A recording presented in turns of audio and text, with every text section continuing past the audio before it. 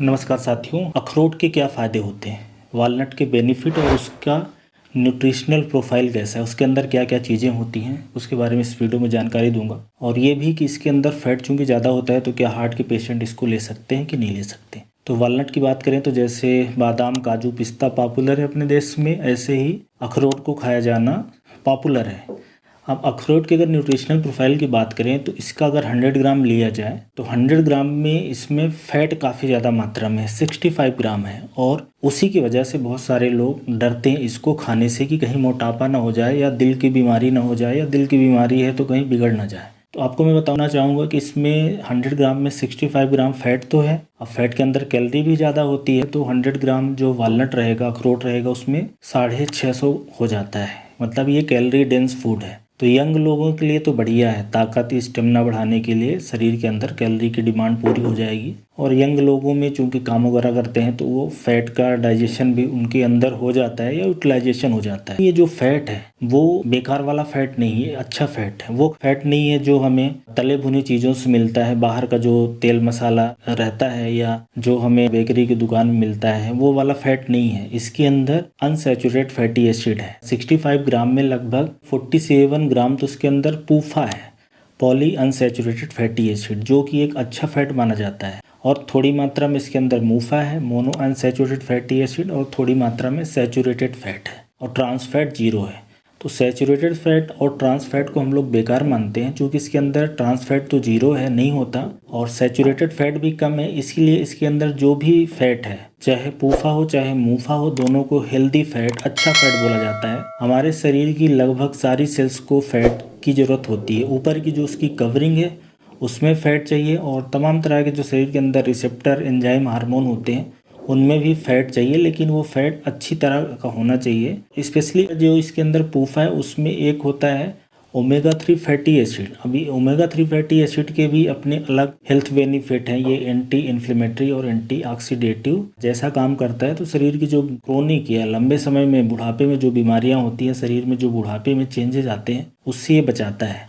तो सलाह ये रहती है कि ये वालनट खाएं। तो ऐसे लोग जिनको किसी तरह की बीमारी हो, स्पेशली मोटापा हो या दिल संबंधित बीमारी हो, कोलेस्ट्रॉल, ट्राइग्लिसराइड बढ़ा हो, तो नंबर कम होना चाहिए। मतलब आप दिन भर में 1 से 2 वालनट खाना है, और आपके शरीर में बाकी का जो फैट है उसको लिमिट में रखना है। मतलब बेकार फैट की जगह इस अखरोट वाले फैट से आप रिप्लेस कर दें अगर पॉसिबल हो तो। हमारे शरीर को क्या है, फैट की बहुत ज़्यादा ज़रूरत नहीं होती है, स्पेशली जब एज ज़्यादा हो रही हो तो फैट लिमिट में खाना ही बेहतर रहता है। इसलिए ऐसी चीज़ जो कोई भी चाहे जितनी हेल्दी हो, उसको हमें मेजर करके ही लेना है, नाप के ही लेना है, तभी उसका सही से फ़ायदा रहेगा। तो एक तो इसके अंदर फैट हो गया। दूसरा, प्रोटीन की बात करें तो 15 ग्राम होता है 100 ग्राम में, 15% प्रोटीन होता है।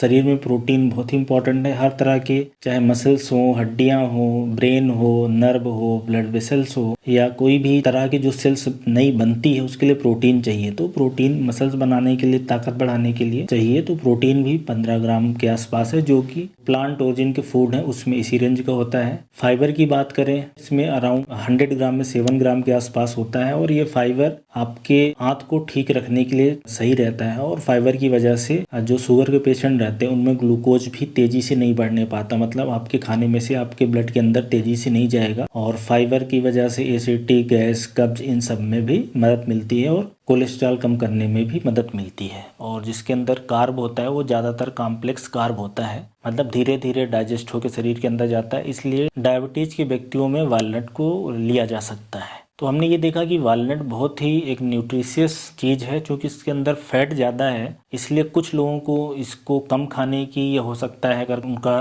ट्राइग्लिसराइड या कोलेस्ट्रॉल कंट्रोल में ना आए तो ना खाने की सलाह दी जाएगी। अच्छा, ऐसे लोग जिनका ट्राइग्लिसराइड, लिपिड, कोलेस्ट्रॉल बढ़ा रहता है, बीच बीच में वो अपनी जांच भी करवाते रहें। हर 2-3 महीने में लिपिड प्रोफाइल की जांच करा लें, फिर वो डिसाइड करें कि उनको इस तरह के फैटी खाने हैं कि नहीं है। लेकिन जो लोग यंग हैं उनके लिए बड़ा अच्छा फैट का भी सोर्स रहेगा, और साथ में फाइबर, प्रोटीन होने की वजह से भी हेल्थ बेनिफिट आएंगे। इसमें कई तरह के मिनरल्स और कई तरह के विटामिन होते हैं। कुछ की मात्रा काफ़ी अच्छी होती है, कुछ की थोड़ी होती है और कुछ की कम होती है, लेकिन हर तरह के जो जरूरी मिनरल्स हैं लगभग वो मिल जाते हैं, और कुछ विटामिन मिल जाते हैं। तो मिनरल्स की बात करें तो जैसे इसके अंदर कैल्शियम है, आयरन है, मैग्नीशियम है, मैंगनीज है, सोडियम है, थोड़ा सा पोटेशियम रहेगा, सेलेनियम। तो ये इस तरह के जो इसके अंदर तत्व होने की वजह से ये हड्डियों के लिए कैल्शियम फास्फोरस है तो हड्डियों के लिए ठीक रहेगा, आयरन है तो खून बनाने के लिए रहेगा। ऐसे ही सेलेनियम और जिंक कॉपर की वजह से इम्यून सेल्स ठीक रहेंगे, प्रतिरोधक तंत्र रहता है जो कि बैक्टीरिया वायरस फंगस से लड़ता है वो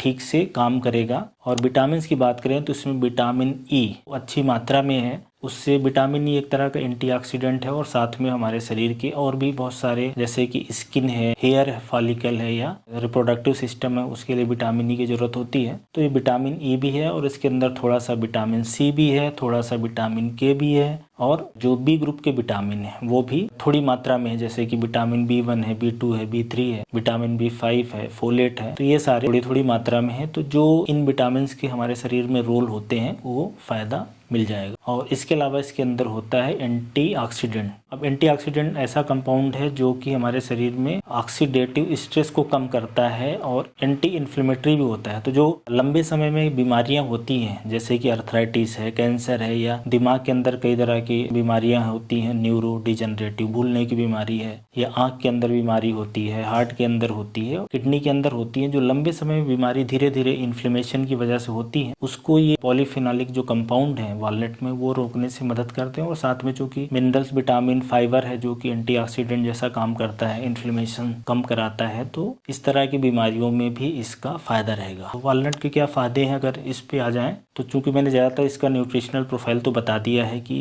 क्या क्या इसके अंदर होता है। बेनिफिट की बात करा जाए तो अच्छा हेल्दी फैट मिल जाता है, डायबिटीज के लिए ठीक है, ब्लड प्रेशर के व्यक्ति भी इसको ले सकते हैं, स्पेशली ऐसे लोग ले सकते हैं जो नई एज के हैं, मतलब 10 से 30 साल 35 साल के बीच के लोग हैं जो हेल्दी हैं, मसल बनाना चाहते हैं या अपना शरीर मजबूत रखना चाहते हैं, इम्यून सेल्स ठीक रहे, हड्डियां मजबूत रहें, उनके अंदर खून बना रहे, गर्भवती महिलाएं हैं, उन लोगों के लिए बड़ा अच्छा इससे न्यूट्रिशन मिलेगा अखरोट वॉलनट से। तो दिन के जो लोग हेल्दी हैं और 10 से 35 साल 30 साल के बीच के हैं वो तो दिन के 3-4 भी खा सकते हैं, लेकिन ऐसे लोग जो किसी गंभीर बीमारी से पीड़ित हैं वो जरूर इसको 1-2 ही खाएं। और कुछ केस में हो सकता है जैसे किसी का ट्राइग्लिसराइड बढ़ा रहे तो उस केस में हो सकता है इसको ना भी खाने की सलाह दी जाए और इसको अपने खाने में सम्मिलित करें। ये जरूर देख लें कि आप इसको कैसा खाना चाहते हैं। कुछ लोग डायरेक्टली इसको खा लेते हैं 1-2, कुछ लोग इसको भिगो के खा सकते हैं। ज़्यादा खाने से ज़्यादा उम्र के व्यक्तियों में मोटापा करा सकता है क्योंकि कैलोरी बहुत ज़्यादा है, 100 ग्राम में 650 कैलोरी है, तो इस बात का भी ध्यान रखना है। दूसरा कि इसके अंदर फैटी एसिड बहुत है तो